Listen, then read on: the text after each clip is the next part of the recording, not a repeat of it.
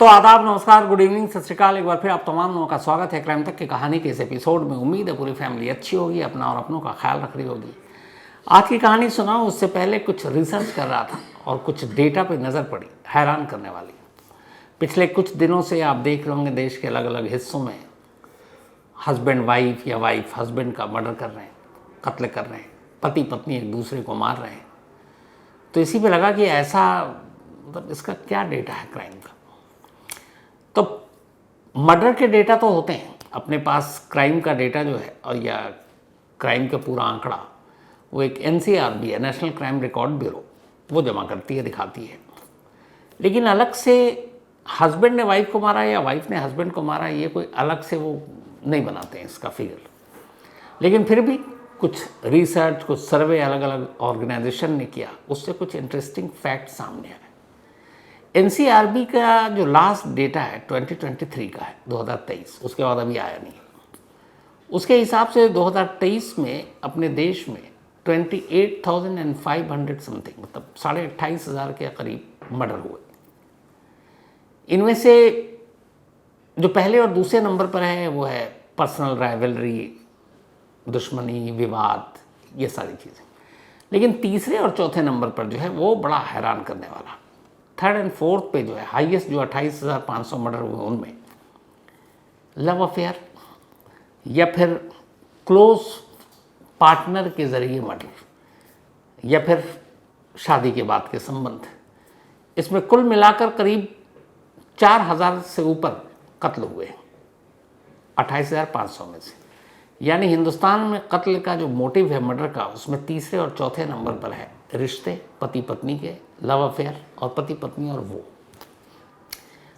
United nation की एक study है, उसमें ये कहा गया है कि दुनिया में हर 11वें मिनट में किसी एक महिला या लड़की का कत्ल होता है, और जो कत्ल होता है उसमें से हर 10 में से 6 महिला या लड़कियों का कत्ल उनके अपने पार्टनर, उनके हस्बैंड या फिर फैमिली मेंबर करते हैं। 2023 के UN के डेटा के हिसाब से पूरे वर्ल्ड वाइड दुनिया में 51,000 विमेन या गर्ल्स का मर्डर हुआ, और इनमें से 60% मर्डर अपने पार्टनर ने, पति ने या फैमिली मेंबर ने किया। इंडिया का एक और डेटा जो हालांकि अलग अलग किया नहीं, लेकिन जो केस रिपोर्ट हुए उस रिपोर्ट केस के हिसाब से एक किसी ने अपनी रिपोर्ट तैयार की, और उसमें यह था कि 2023 में इंडिया में कुल 270 ऐसे मामले थे जिसमें हस्बैंड ने वाइफ का मर्डर किया, एंड 220 ऐसे केसेस थे जिसमें वाइफ ने हस्बैंड का मर्डर किया। यानी 270 पतियों का पति ने पत्नियों का कत्ल किया, 270 पत्नियों को पति ने मारा और 220 पति को पत्नियों ने मारा। ये एक डेटा था। तो अब इससे ये हाल के वक्त में जो कुछ हुआ, ये कई दिनों से था कि इसका कुछ डेटा निकाला जाए, तो ये कुछ फैक्ट्स थे। अब आते हैं आज की कहानी के ऊपर। एक शख्स जिसने पहले MBA किया, फिर बाद में वो एक मंदिर में पुजारी बन गया, शादी हो चुकी थी, 2 बच्चे थे, फिर उसे इश्क होता है। इश्क आगे चलकर गले की फांस बन गई। अब वो उससे छुटकारा चाहता है, रास्ता कुछ मिलता नहीं है, गूगल पे जाता है, ढूंढता है अलग अलग तरीके, बट जो वो चाहता था गूगल उसको रिजल्ट दे नहीं रहा था। वो उकता जाता है, गुस्सा होता है, फिर कहता है मैं खुद करूँगा। इसके बाद एक रोज़ एक मेन होल का ढक्कन खुलता है और एक मर्डर की सनसनीखेज कहानी बाहर आती है। अभी आज ही के दिन, ये 27 मार्च, हैदराबाद की एक कोर्ट ने इसी मुकदमे में एक फैसला सुनाया, और कमाल ये कि सिर्फ लगभग 1.5-2 साल के अंदर फैसला भी आ गया। ये कहानी है, हैदराबाद की तारीख थी 5 जून 2023, साल था। अयागरी साईं कृष्ण नाम का एक पुजारी Rajiv Gandhi international airport police station में शाम के वक्त पहुंचता है अचानक, और तब भी वो एक पुजारी के भेष में ही था। वहाँ जाने के बाद वो पुलिस से कहता है कि मेरी एक भांजी है जिसका नाम है क्रूगांती अप्सरा, और वो गायब है, उसका मोबाइल गायब है, और इसीलिए उसकी मिसिंग की रिपोर्ट लिखाने आए। पुलिस वाले जो भी वो कहता है वो रिपोर्ट लिखते हैं। तो उसने जो रिपोर्ट लिखाई वो ये लिखाई कि अयाग्री की उम्र 36 साल थी और अप्सरा की उम्र करीब 29 साल। तो बताता है कि 3 जून की रात वो अप्सरा के घर गया था। अप्सरा वहीं शमशाबाद में रहा करती थी, हैदराबाद के। तो वहाँ घर गया, उसे उसके साथ ड्राइविंग पे जाना था, उसको ड्राइविंग पर ले गया, लेकिन वापस उसे उसके घर नहीं छोड़ना था, बल्कि उसको छोड़ना किसी और जगह पर था, क्योंकि वहाँ से अप्सरा को कहीं और जाना था। तो उसने रात 9 बजे उसे पिक किया, उसके बाद 10:30 से 11 बजे ड्रॉप कर दिया और फिर वो अपने घर चला गया।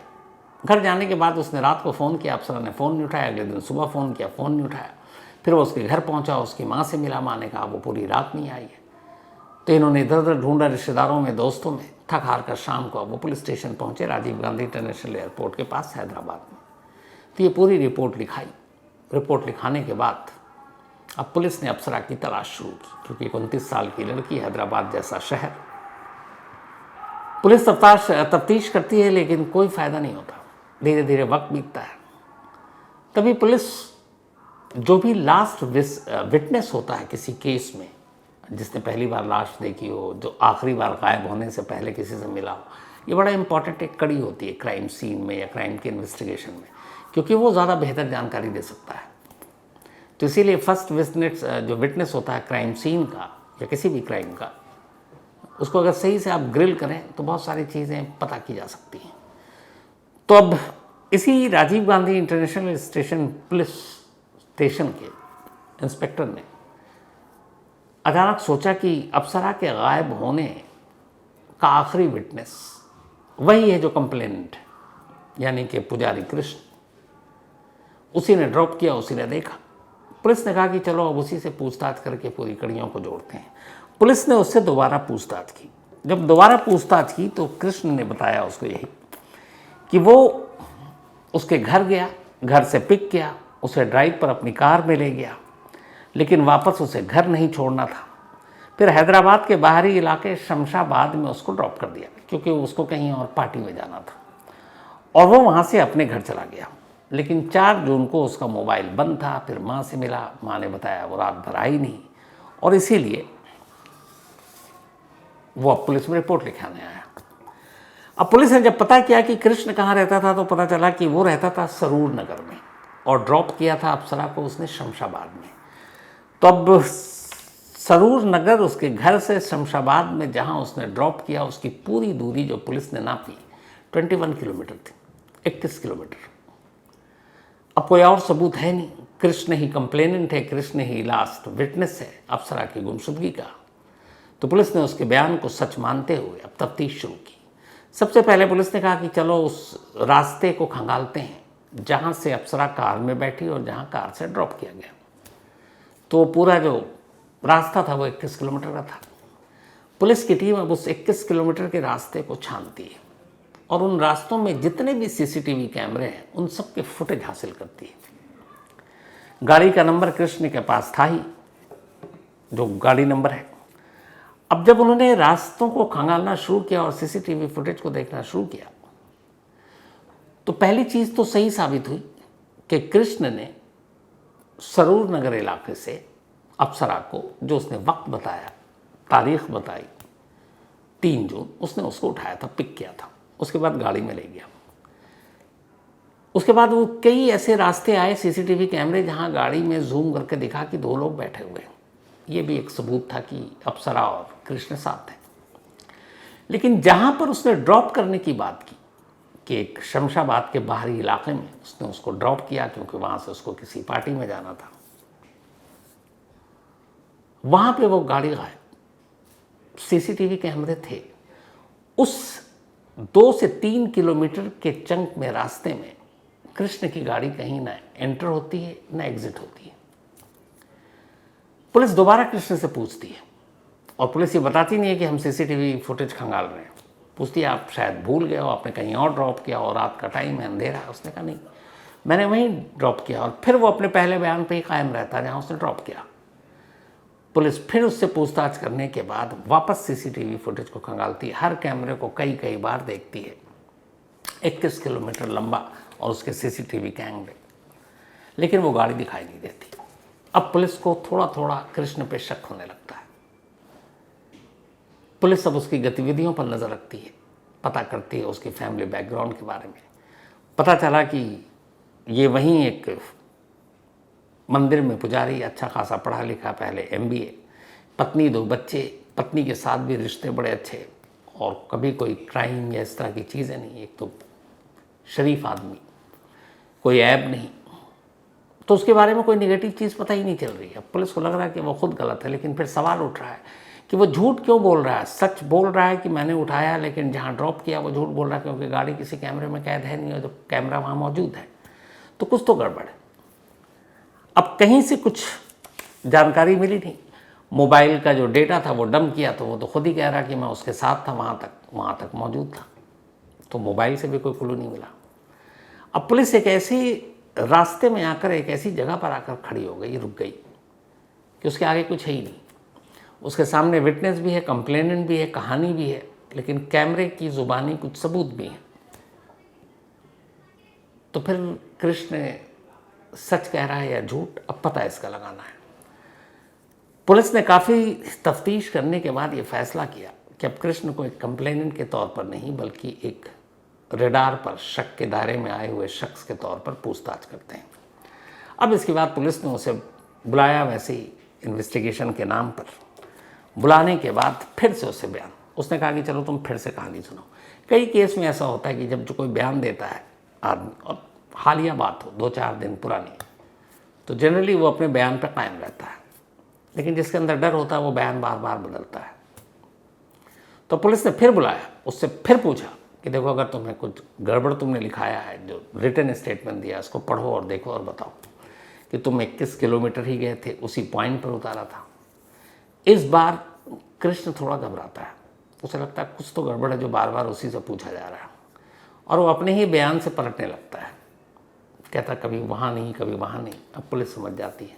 इसके बाद पुलिस सख्ती पर आती है, और फिर कृष्ण तोते की तरह सच बोलने लगता है। पुलिस थोड़ी देर की पूछताछ के बाद उसे कहती है कि अब ले चलो वहाँ जहाँ अप्सरा है, और वो पुलिस को अपने साथ लेकर एक मंदिर के पास पहुँचता है, जिस मंदिर में ये पुजारी, उस मंदिर के पीछे एक सुनसान इलाका, वहाँ पर एक मेन हॉल।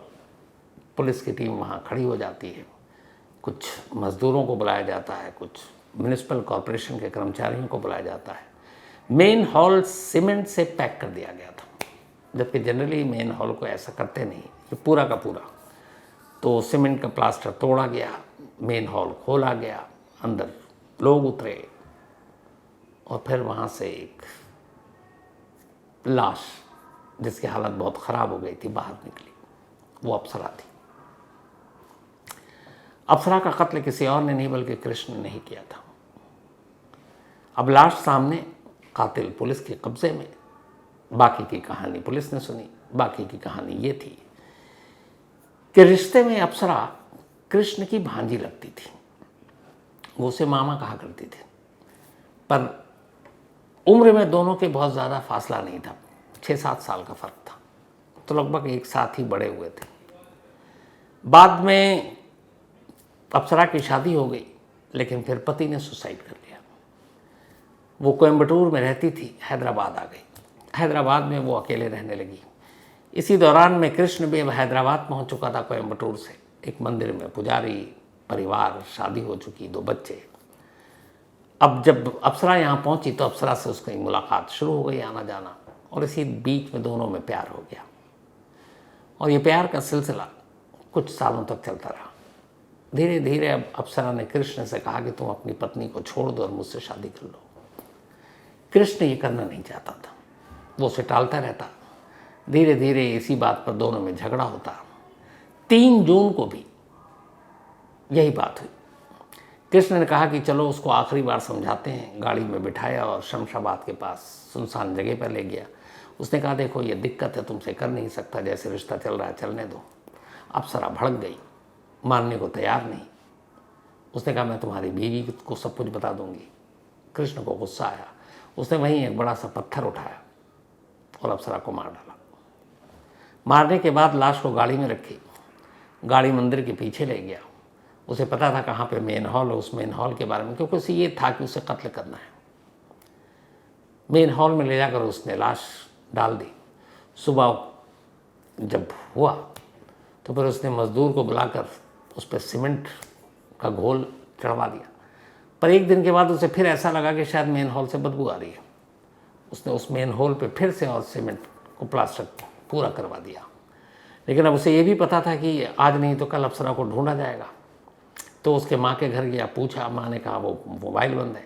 तो माँ को लेके फिर इधर उधर रिश्तेदारों में ढूंढा और ख़ुद पुलिस स्टेशन पहुँच गया रिपोर्ट लिखाने, ताकि पुलिस उस पर शक ना करे। लेकिन आखिर में भांडा फूट गया। वो 21 किलोमीटर का जो झूठ था, उनमें से आखिरी के 3 किलोमीटर का झूठ उसके पूरे राज को फाश कर गया। ये पूरा मामला कोर्ट में चला। ये उस वक्त तमाम हैदराबाद के अखबारों की सुर्खियां थी ये खबर।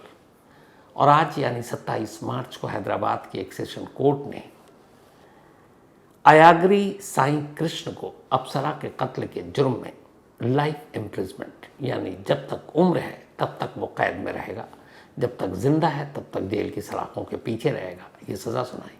और बेहद कम वक्त में ऐसे फैसले अगर इतनी जल्दी जल्दी होने लगे तो फिर क्रिमिनल में शायद कुछ डर बैठे, तो 1.25 साल के अंदर अंदर शायद ये फैसला आ गया। तो ये थी आज की कहानी। अब कहानी ख़त्म करूँ उससे पहले वही अपना सिलसिला। आज हरमन गोठी, ये हमारे चिराग गोठी के 3 रत्नों में से एक बीच वाले, तो हरमन गोठी का आज बर्थडे है। हैप्पी बर्थडे हरमन, हमेशा अच्छे रहो, खुश रहो। और चिराग से तो खैर आप सब वाकिफ़ हैं, हमारा स्टार है वो। तो चिराग के 3 रत्न बताया आपको। और इस बार हरमन गोठी और चिराग ये सब इसलिए भी खुश हैं कि बाकी 2 बेटे तो एक ही स्कूल में थे, अब तीसरे का भी उसी स्कूल में एडमिशन हो गया, वो भी मॉडर्नाइट हो जाएगा, तो तीनों भाई एक स्कूल में पढ़ेंगे। तो ये भी अच्छी बात है। तो हैप्पी बर्थडे हरमन, हमेशा अच्छे रहो, खुश रहो बेटा। साथ ही आज मृणालिनी नेगी, इनका भी बर्थडे है। तो मृणालिनी नेगी हैप्पी बर्थडे आपको। और ये भेजा दीपक नेगी ने है। ऋषित शर्मा का भी जन्मदिन, तो हैप्पी बर्थडे ऋषित। और ये भेजा है विकास शर्मा ने सऊदी अरब से। रेणुका, इनका भी आज जन्मदिन, हैप्पी बर्थडे रेणुका, भेजा गोल्डी ने है। आरती सिन्हा, इनका भी आज जन्मदिन है, हैप्पी बर्थडे आरती जी, भेजा स्वाति ने है। कैप्टन अंकुर सिंह, इनका भी आज बर्थडे है, तो हैप्पी बर्थडे कैप्टन अंकुर जी, भेजा वीरेंद्र कुमार ने है। दीपाली शेखावत, इनका भी आज जन्मदिन है, हैप्पी बर्थडे दीपाली। और भेजा नुपुर शेखावत ने, and thank you so much Nupur आपकी तारीफ़ के लिए। मोहम्मद नौशाद खान, इनका भी आज बर्थडे है, तो हैप्पी बर्थडे नौशाद, भेजा अकरम खान ने है। साथ ही गुंजन कौर, इनका भी आज बर्थडे है, हैप्पी बर्थडे गुंजन कौर जी। और ये हरदीप सिंह जी की पत्नी है। इसके अलावा यास्मीन, इनका भी आज बर्थडे है, तो हैप्पी बर्थडे यास्मीन। और ये अनवर अंसारी की बहन है। तो कहानी में आज इतना ही। अब आपसे मुलाकात होगी कल रात 9 बजे किसी नई कहानी के साथ। तब तक अपना और अपनों का ख्याल रखिएगा। Thank you very much.